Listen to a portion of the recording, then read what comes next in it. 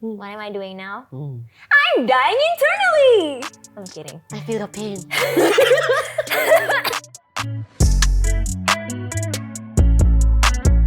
I'm back to working in the office, like doing my own thing. Oh, did you know I got COVID? I was COVID positive. It wasn't fun. I got it from a baby. Interesting story, let me tell you. You don't say. Yeah. How? Apparently the baby's caretaker had COVID and she didn't report to the family. She just like very casually comes home and continues taking care of the baby. It was really hectic and ugh. It could have been easily avoided if some people just take responsibility for what they do. So that means she already knew she was COVID positive? And she didn't want to tell anyone. She just... Yeah. What the heck? Yeah. Wow. I know I've not contributed much. That's why when I see what's going on in the chat, I like really see like how resourceful you are, how like you're great at handling situations and gathering people together. It's just a very beautiful thing to like watch. Growing up, right? Oh my god, it was a nightmare. Like I clicked with like 3 of my childhood friends because like we had the same interest, which is reading Japanese comics. So our first comic was literally Sailor Moon. Don't ask, it's a girl thing. But yes. Where should I begin? Because I think like when I was 15, my first like cultural event for Japan was like Bonodori. Oh Yeah. So I remember when I went there the first time, I was like, whoa, this is like literal culture shock, but it's like Japan. Actually, I think online is a bit easier to collaborate even with people that you dislike in the group because you don't see them face to face. It's just like, oh, okay, you got the skill. I don't like you, but I know I like your skill and you'll be a great asset to the group, you know, for our collaboration and stuff like that. Then like, yeah, let's just do something. I mean, it's just like work per se. Yeah, just it's get it work. done and then done. That's it. I have a lot of people that I kind of dislike, but like, you know, like at the end of the day, like when you see them, you meet them, they don't do anything wrong to you, don't do anything wrong to them, no? What for you want to like dislike them, then you show that you dislike them when they didn't do anything to you. Yeah. You know, so it's like that. At the end of the day, everyone's their own individual. If they want to accept and like understand on their own pace, they will eventually. But if they can't, we really can't do anything. No matter what we advise, anything, is time lah. See oh. If they want to, they will. If they don't want to, it's really very hard to get that person out of the bubble. Yeah. I've tried to help my friend who I love dearly. There's only so much you can do. There's only so much time you can spend on that person. But if that person chooses not to do it, then you just sit at the sideline and do what you can for that person lah. That's true. I don't know what I'm doing. I don't know. I cannot blame it on ADHD, but it is. Not really it is, but with ADHD, I'm still learning about ADHD along the way. I jump from project to project very fast.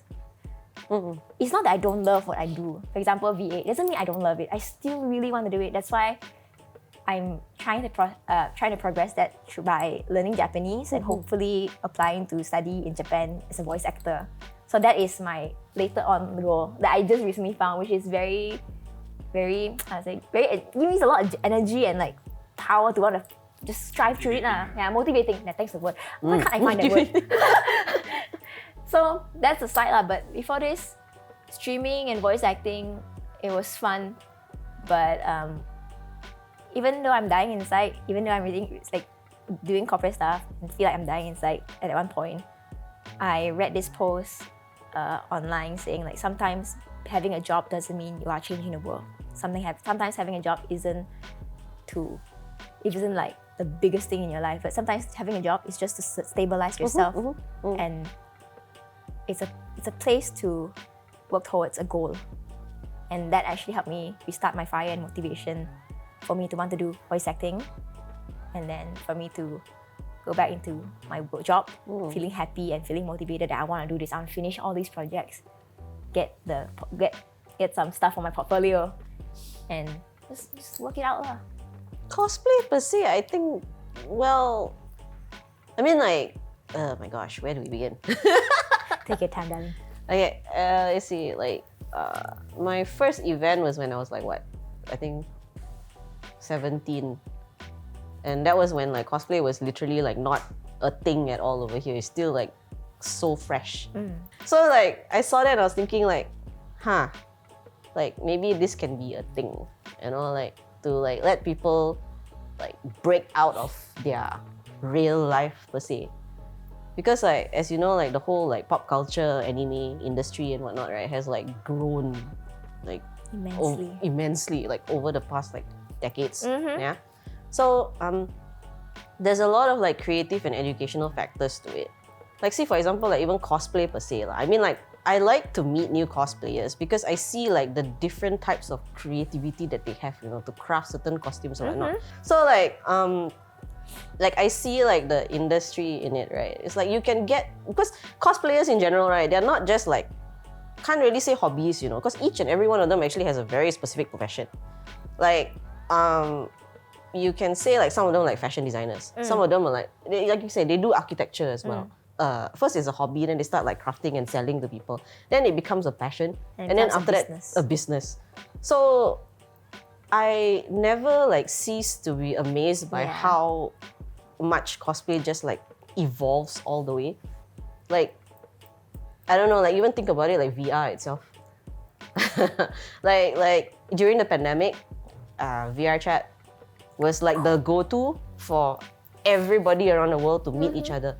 So like, not to say really just like cosplay per se, because even cosplay has like its own like niche market. Like there's like World Cosplay Summit, and it's crazy because like every country will like battle so badly to be able to walk the red carpet in Japan and compete. And you know what? Yeah?